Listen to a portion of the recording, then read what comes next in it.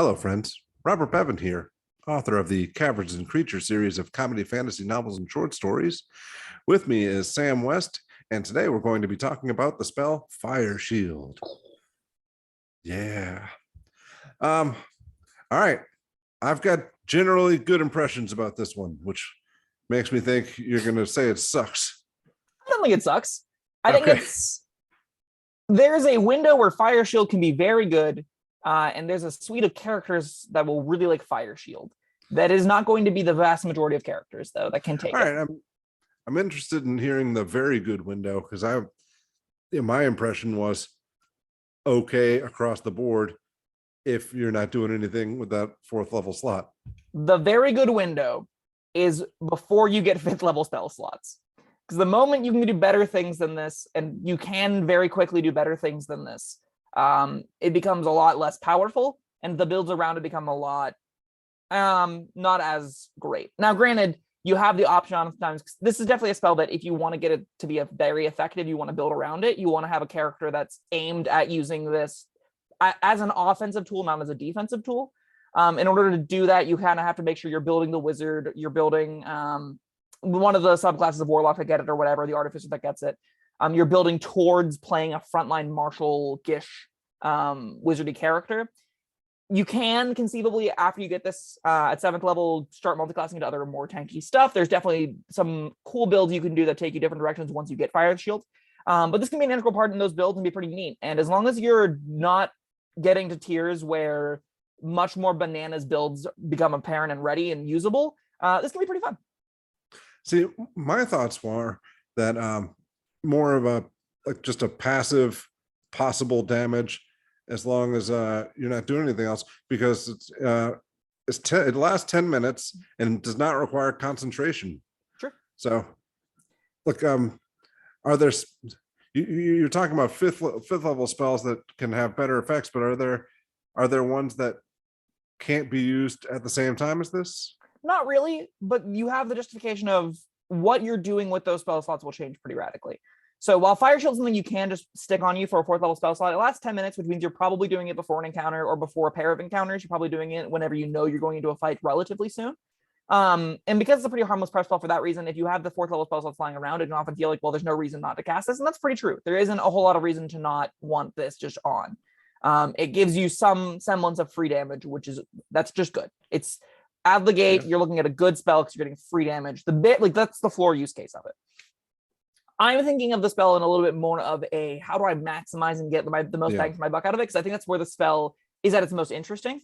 In a lot of cases, even if you're casting this for free, you're spending a 4th level spell slot on something that may only do 48, 68 damage, which isn't really worth a 4th level spell slot, especially because things that are going to be coming in and hitting you with it, either you're eviscerating tiny things that got into the back line. So some kind of kobold flank, some kind of series of, evil bandits got behind you and are trying to stab you in the back. This will deal with that problem.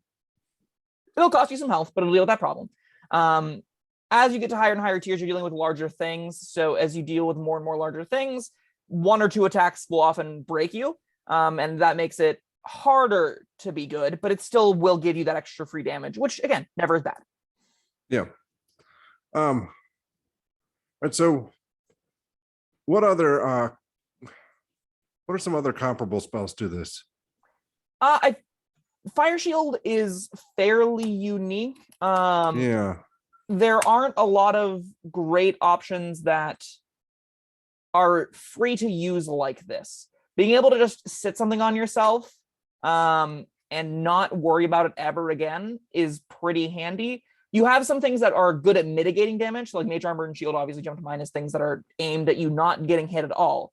But things that reward you for getting hit, we're looking at things like Armor of Agathis in the Warlock class, which is a bunch of temporary hit points that deals damage back. And that spell is, I think people really like it because it's an interesting fantasy of you're playing the Thorns, something hits you, they get hit back kind of builds.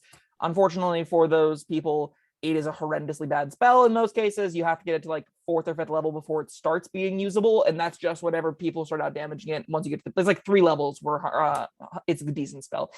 But this spell doesn't have any of those problems. You don't really have any of the issues where you're dealing with you're dealing with it being bad at a window because you are always getting the effect as long as you have hit points. And it scales with a bunch of things really interesting for that manner. Mainly, it wants you to be a low AC, high HP wizard, which I think is very interesting.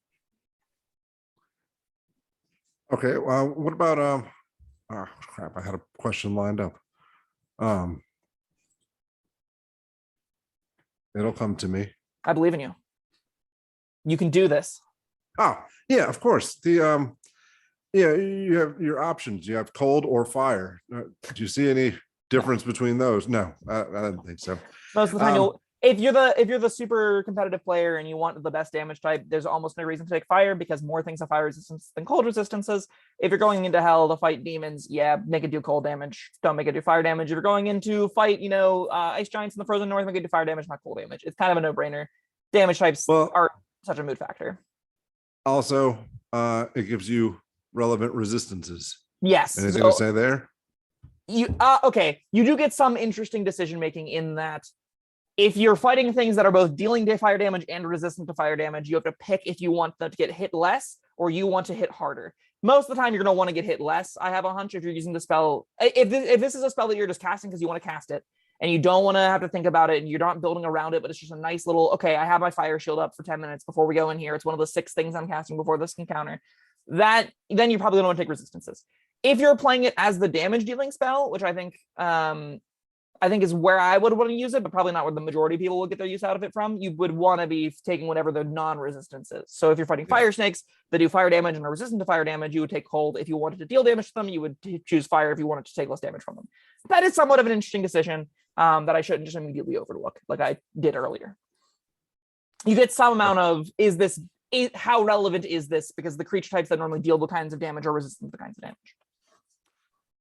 All right. Give this one a Sam score. I do want to quickly delve into because I think it's fun. And I think it might be useful for some people out there. Building around Fire Shield is a really interesting experiment in making off-brand classes work. This is the kind of spell that synergizes with a lot of other spells, synergizes with a lot of multi-classing nonsense, but also can just be your 7 levels of wizard. You have a reasonable, you want to take a high dex, high con, and you conceivably don't even want to take that high of an int.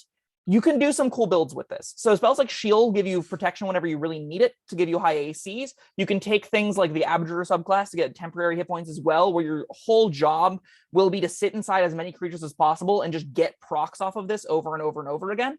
And if you can make this kind of come together, whenever you can start getting it to work, you're basically shielding the major damage things, letting everything else smaller than that hit you, and using your Abjuration bubble to kind of give yourself enough temporary hit points so that things are killing themselves faster than they're killing you, which is super cool. If you're the kind of person that wants to wait into the middle of combat with your barbarian, but as a wizard, this can deal tremendous amounts of damage. For it to be really worth the spell slot cast, this even comes in for the passive people, for the people that are just casting it because it's free to cast.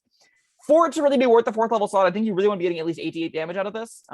Anything less than that, and you're pretty disappointed, if you're also getting resistances, it's marginally better. But for the most part, you want really like 4 things to hit you while you're casting this. You can get way more than 4 things to hit you if you're playing a tank wizard build. And while it's difficult because you're kind of mad, you kind of want a lot of different stats, you can do some really interesting stuff where even like taking 2 levels in something like Ranger or Barbarian or Paladin can give you some weird little mitigations about it. This is also a spell like you don't necessarily want to take all the damage. You want to take the right amount of damage. So you have this fun little mini game of trying to figure out when and where you want to Misty Step back out of. There's a whole suite of spells around this where you don't really have a great action all that much of the time, but you have lots of great things that interact with people on their turns. I don't know. I'd highly recommend it. There are lots of fun builds to delve into it with it. While it is definitely a spell that will be fine if you cast it as your wizard and you expect to get hit a couple of times, I think a lot of times you're going to end up wasting spell slots on it in that instance. If instead you were to build around it like this, I think you could find some moments where you're like, I can't believe our wizard is dealing more damage than he's taking as he's being pounded on by like 20 little minions. And that'll be a really fun moment and a really cool build. I would recommend it. All right. Well, that was a lot more than I thought we were going to say about Fire Shield. It's a neat spell. Yeah, it is. This is a 4 out of 5. Sam score? 4 out of 5. All right. This is great. Great to have. We are in agreement. All right, everyone, that was Fire Shield. Thank you, Sam, for joining us, and thank you, everyone, for watching and listening. We will see you next time. Bye-bye. Thank you for watching. If you found this helpful, informative, or entertaining, I'd really appreciate it if you hit the like button below. You needn't smash it, a gentle tap will suffice. If you want to see more videos like this, subscribe to the channel. And make sure you check out the links in the description, where you'll find my Caverns Creatures series of comedy fantasy novels, Sam's full review of the spell, and other fun things.